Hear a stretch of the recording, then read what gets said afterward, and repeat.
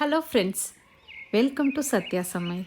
இன்றைக்கி நம்ம சத்யா சமையலில் ரொம்ப சிம்பிளான டேஸ்டான மஷ்ரூம் சுக்கா எப்படி பண்ணுறது அப்படின்னு பார்க்கலாங்க.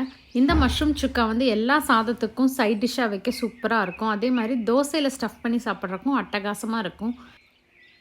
சுக்கா பண்ணுறதுக்கு கடாயில் 2 ஸ்பூன் அளவுக்கு எண்ணெய் சேர்த்துட்டு 1/2 டீஸ்பூன் அளவுக்கு சோம்பு சேர்த்து பொரிய விட்டுக்கலாம். இதில் 2 பெரிய வெங்காயம் இந்த மாதிரி பொடிசாக கட் பண்ணதை சேர்த்துக்கலாம். வெங்காயம் வந்து கோல்டன் ப்ரௌன் ஆகிற வரைக்கும் நம்ம வந்து மிதமான தீயில் வச்சு வறுத்து விட்டுக்கலாம். இப்போ வந்து கலர் மாறிடுச்சு. இதில் நம்ம 1 டேபிள் ஸ்பூன் அளவுக்கு இஞ்சி பூண்டு விழுது சேர்த்துக்கலாம். இஞ்சி பூண்டு விழுது சேர்த்துனதுக்கப்புறமா அதனுடைய பச்சை வாசனை வந்து நீங்கிற வரைக்கும் நம்ம வதக்கி விட்டுக்கலாம்.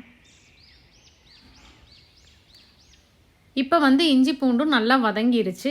இப்போ நம்ம மசாலா பொடியெல்லாம் சேர்த்துக்கலாம். 1 டீஸ்பூன் அளவுக்கு தனி மிளகாய்த்தூள், கார தேவைக்கு தகுந்த அளவுக்கு அதிகமாகவோ குறைவாகவோ சேர்த்துக்கலாம். 1 டேபிள் ஸ்பூன் அளவுக்கு தனி மல்லித்தூள் சேர்த்துக்கலாம். வாசனைக்காக 1/2 ஸ்பூன் அளவுக்கு கரம் மசாலா சேர்த்துக்கலாம். ரெசிபி எப்படி பண்ணுறதுங்கிறது நம்ம சேனலில் இருக்க லிங்க் கொடுக்குறேன், செக் பண்ணி பாருங்கள். 1/4 ஸ்பூன் அளவுக்கு மஞ்சள் தூள் சேர்த்துக்கலாம்.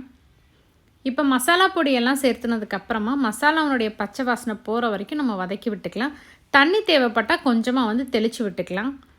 இதில் வந்து சின்னதாக 1 தக்காளி பழம் சேர்த்துக்கலாம். தக்காளி பழம் வந்து நல்லா இந்த மாதிரி பொடியாக கட் பண்ணி சேர்த்துக்கலாம். கொஞ்சமாக கருவேப்பிலை, மசாலாவுக்கு தேவையான அளவுக்கு கல்லுப்பு சேர்த்துக்கலாம். நல்லா கலந்து விட்டுட்டு தக்காளி, வெங்காயம், மசாலா பொடியெல்லாம் நல்லா ஒன்று சேர்ந்து வர்ற மாதிரி நம்ம வந்து வதக்கி விட்டுக்கலாம். இப்போ பாருங்கள், நல்லா வந்து எண்ணெய் பிரிஞ்சு சூப்பராக தொக்கு பதத்தில் நமக்கு வந்து வதங்கி வந்துருச்சு. இந்த ஸ்டேஜ்லேயே உப்பு காரம் எல்லாமே வந்து செக் பண்ணி பார்த்துருங்க. காரம் தேவைப்பட்டது அப்படின்னா சேர்த்துக்கலாம். இதில் வந்து நான் 1 பாக்கெட் அளவுக்கு மஷ்ரூம் எடுத்து கொஞ்சம் மெலிசான துண்டுகளாக வந்து கட் பண்ணி வச்சுருக்கேன். இப்போ நம்ம இந்த மஷ்ரூம் துண்டுகளை வந்து இதில் சேர்த்துக்கலாம். மஷ்ரூம் வந்து நல்லா தண்ணி விட்டு வேகும். இந்த சுக்கா மசாலாவுக்கு வந்து நம்ம லிட்டை க்ளோஸ் பண்ணி வைக்க வேணாம். கொஞ்சம் ஃப்ளேம் அதிகமாக வச்சு பக்கத்துலேயே நின்று வந்து நல்லா கிளறி விட்டு நம்ம எடுத்துக்கலாம். இப்போ பாருங்கள், 5 நிமிஷத்துக்கு அப்புறமா மஷ்ரூமே வந்து இந்த அளவுக்கு தண்ணி விட்டுருக்கு. இந்த தண்ணி வற்றி நல்லா வேகும் பொழுதே மஷ்ரூம் வந்து நமக்கு சூப்பராக ரெடி ஆயிரும்.